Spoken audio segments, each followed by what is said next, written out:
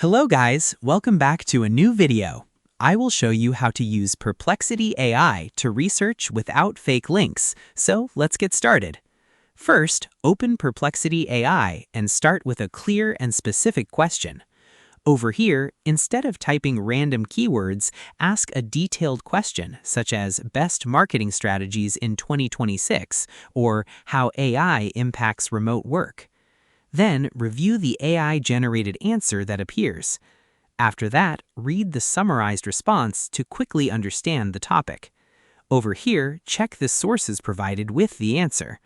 Then, click on the references and verify the information.